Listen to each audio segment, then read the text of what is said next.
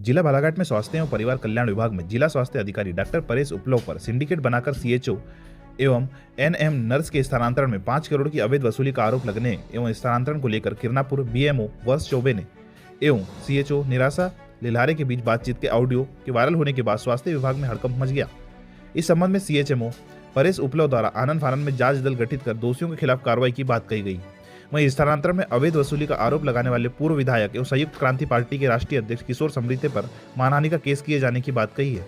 दूसरी ओर पहले ही अपने विभाग के वरिष्ठों पर स्थानांतरण के नाम पर लाखों रुपये ऐंठने का लिखित आरोप लगाने वाली सीएचओ श्रीमती निराशा लिल्हारे ने अपने तथा किरनापुर बीएमओ के बीच हुई बातचीत का ऑडियो वायरल होने पर अपनी सफाई हुए स्वयं को मानसिक रूप से तनाव में होने की बात कहते हुए पूरा मामला पलट दिया है।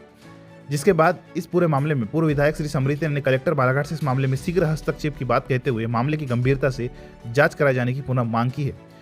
श्री समृद्धि ने अपने बयान में कहा कि प्रथम दृष्टया जो व्यक्ति स्वयं स्वस्थ नहीं है उसे स्वास्थ्य विभाग में कार्य नहीं करना चाहिए। विभाग को उन्हें लंबे अवकाश पर भेज देना चाहिए तथा मेरे द्वारा जिस अधिकारी पर वसूली के आरोप लगाए गए हैं वह स्वयं ही अपने आरोपों की जांच के लिए टीम गठित करते हैं तो यह हद हो गई। उन्होंने इस संबंध में कलेक्टर को भी अवगत कराना मुनासिब नहीं समझा। श्री समृद्धि ने कहा कि उनके द्वारा लगाए गए आरोपों से पूरे स्वास्थ्य विभाग में फैले भ्रष्टाचार की नींव हिल चुकी है।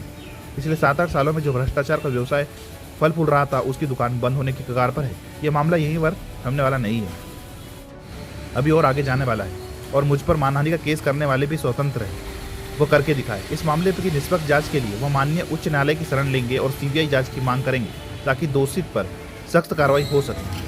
श्री समृद्धि ने इस मामले में कलेक्टर बालाघाट से भी हस्तक्षेप की मांग की है और सीएमएचओ सहित पूरे स्थानांतरण कांड में सभी आरोपित पर कार्रवाई की मांग की है।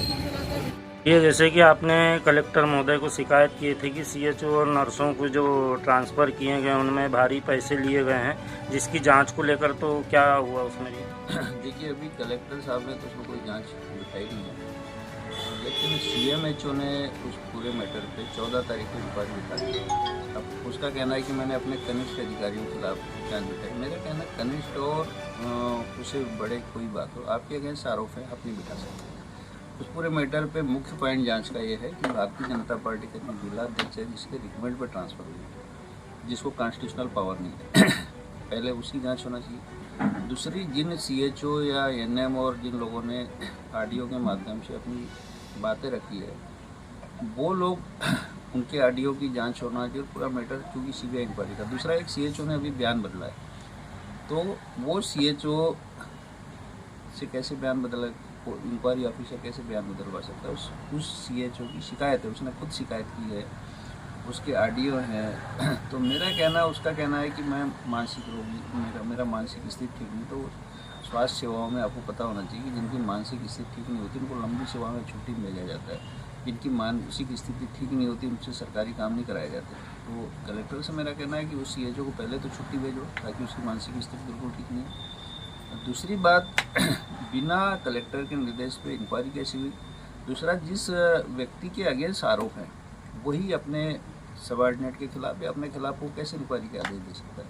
हमने शुरू से इस पूरे मैटर पे जुडिशियल इंक्वायरी की मांग की है। दूसरी बात ये है कि ये जो मैटर है बहुत बड़ा है, पूरे जिले में पिछले 7-8 सालों से धंधा चल रहा था। तो धंधा करने वालों को समझ में आ गया कि हमारी दुकान उड़ जाएगी, तो वो लोग इस तरह का बात कर रहे हैं और उसमें खंडन जारी कर। तो मेरा ये कहना है कि इस पूरे मैटर का हम अभी सीबीआई इंक्वायरी लगवाएंगे और हाईकोर्ट से आदेश करवाएंगे। जिस दिन सीबीआई पूछेगी, नार्को टेस्ट होगा, ब्रेन मैपिंग टेस्ट होगा, तो अपने आप लोग सच बोलने लगेंगे और किसने करवाया, कैसे करवाया, किसके कहने पर करना है, वो सब के सब गिर जाएंगे। ये नहीं समझना कि बात खत्म होगी, कि आपके खंडन से बात रुक जाएगी। अब तो बात और बढ़ेगी और जब तक इस पूरे मामले का खुलासा नहीं होगा इसमें छोड़ा नहीं जाएगा किसी को। जांच के लिए जो जांच दल गठित किया गया है और जिसने जांच के आदेश दिए हैं उसमें उस पर भी आपने आरोप रखा था कि इनके ये भी संलिप्त है उसमें, और उन्हीं के द्वारा जांच आदेश पारित करना कहाँ तक सत्य है? मैंने आपको एक लाइन में बता दिया कि जिनके अगेंस्ट आरोप है वो इंक्वायरी बिठा ही नहीं सकते, ना अपने खिलाफ ना किसी खिलाफ।